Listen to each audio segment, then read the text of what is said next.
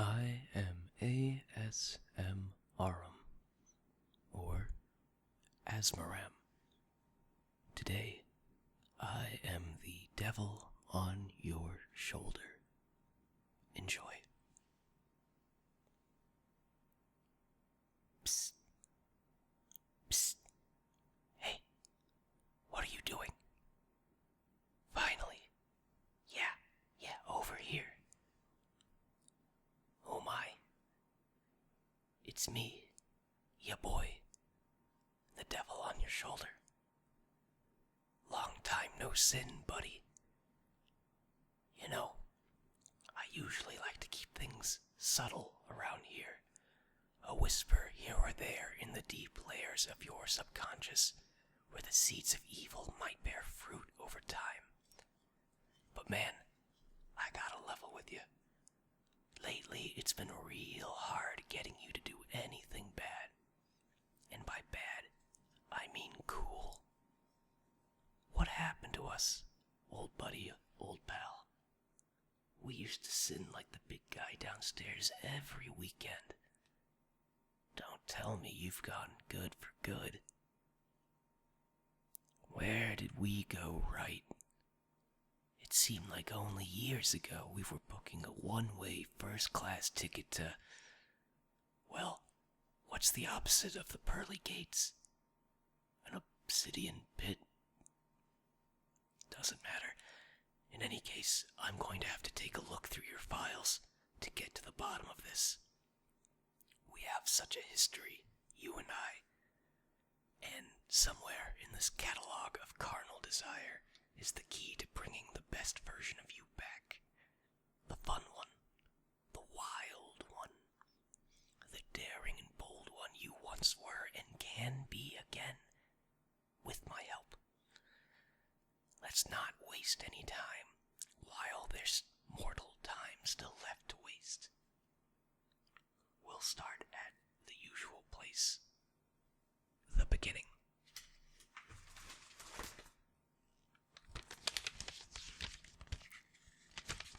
Let's see. You had a very standard sort of start. Born pure as a blank slate into a world of want and worry.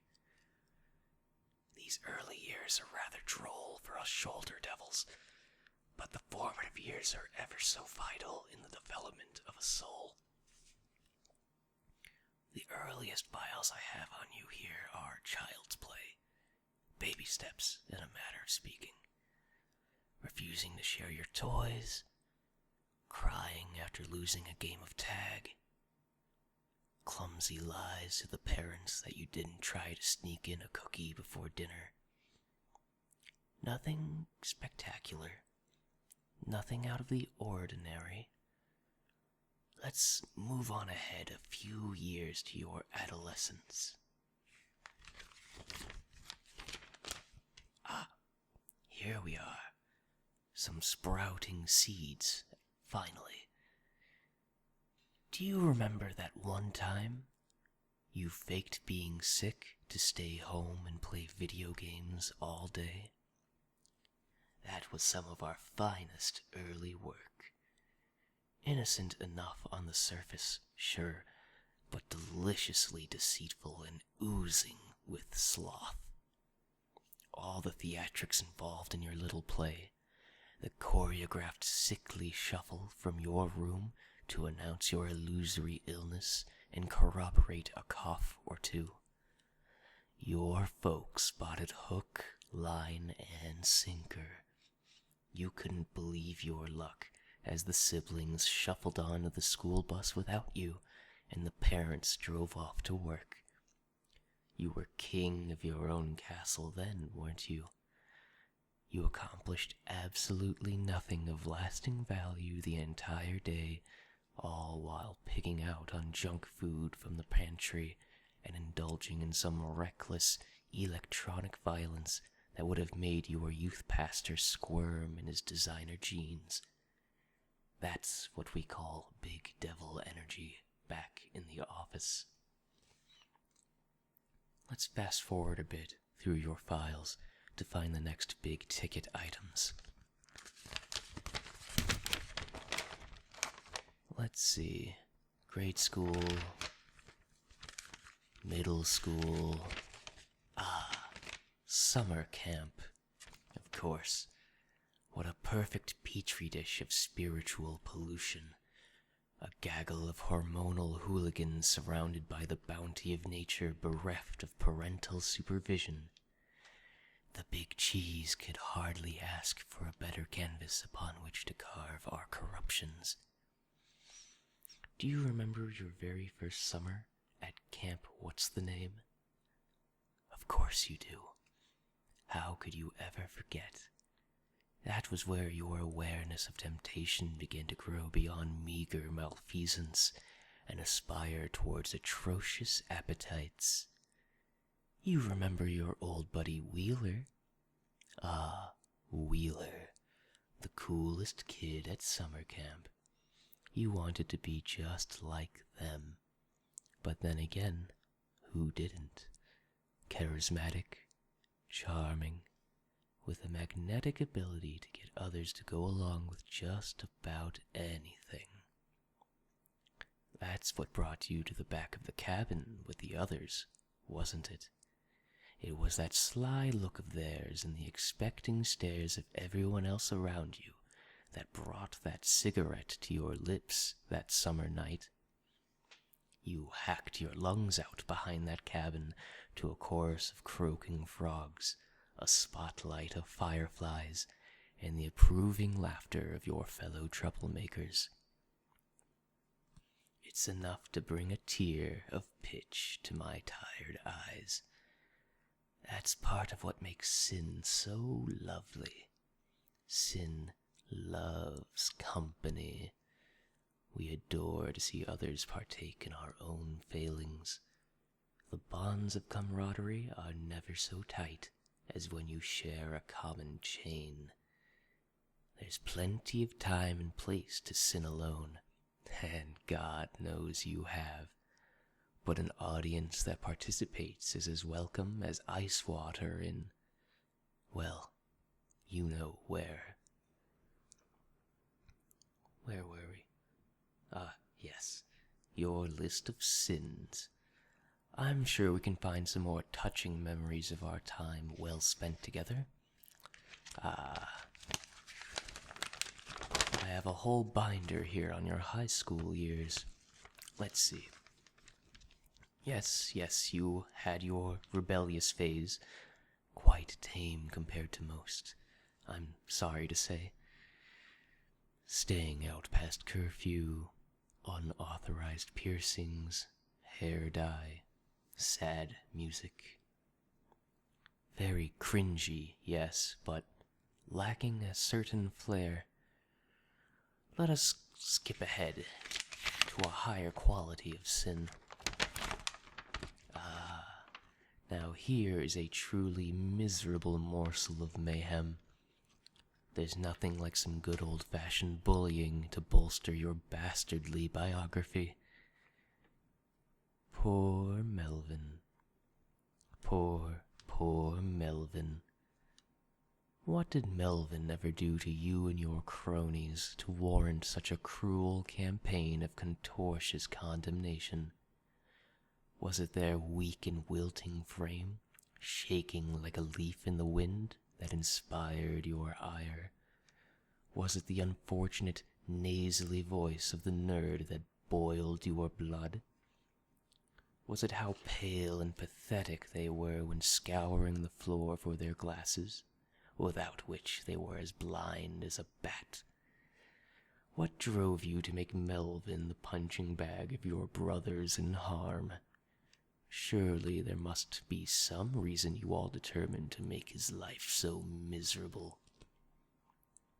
Playing keep away with their books, cramming their lanky body into lockers, not to speak of the wedgies and swirlies they endured. But even with all that, Melvin, poor Melvin, persevered day after day after day, well used to the slings and arrows you and others threw in his direction. All in all, Melvin bore your malice quite well. Until prom, that is. Oh, I see how you wince at the memory. I can tell you've tried to blot this stain out, but I'm afraid this gem will be on your permanent record. Well, permanently. Your peace-love resistance began with your feint to make amends with Melvin. You know, a false surrender is considered a war crime in most countries. You and your friends made a big hullabaloo about asking for Melvin's forgiveness as senior year came to a close. Why not let bygones be bygones? We were real jerks. You even got Melvin a card and some freshly baked cookies. Oh, Melvin had their guard up for quite some time, and who could blame them? They had every cause to hate and resent, yet even so Melvin was willing to accept your apologies. It was a necessary step for what was to follow. After all, if you had kept up your regular programming, Melvin would never have believed his eyes when he saw that note attached to his locker, addressed from his crush, asking him to prom. No, don't close your eyes. Not that it will do you any good. You can still picture the scene clear as day. Melvin, poor Melvin, followed the letter to the letter and showed up to Wendy's house with a rented tux and a bouquet of roses. Only when he rang the doorbell, it was you and your friends waiting for him with a spiteful surprise. Was it your idea to splash the bucket of ink over the sad sack? Or were you more focused on making sure they saw Wendy was actually your date? They stood there in shock for a moment, mouth agape, eyes watering, ink staining their powder blue tux and red roses, dripping into miserable puddles just as they were. I recall it was the flash of a camera and the roaring laughter of your pre-game party that finally broke their resilience and sent them scurrying through the suburban sprawl. How you laughed and laughed and laughed some more. Whatever became of Melvin, I wonder? And whatever became of you? Since then, your files have been awfully thin. Such calculated and cold callousness is the stuff that nightmares are made of. We both know you have what it takes to become a serious sinner. So tell me, what's the big holdup?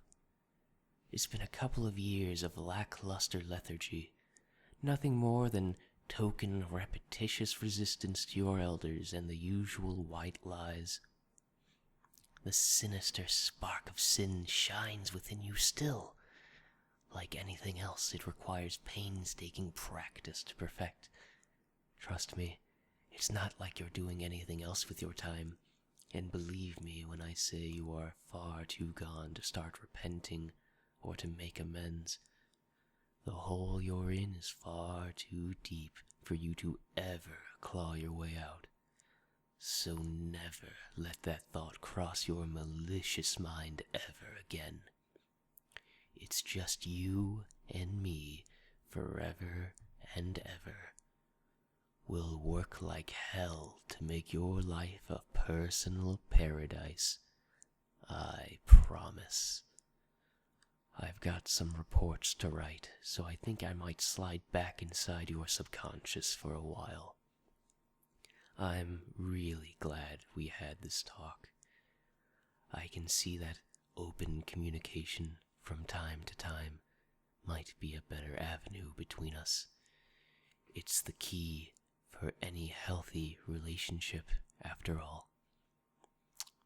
I'll be back. I always come back, and when I do, I'm sure we'll have some new sins to talk about. Go get 'em, Tiger.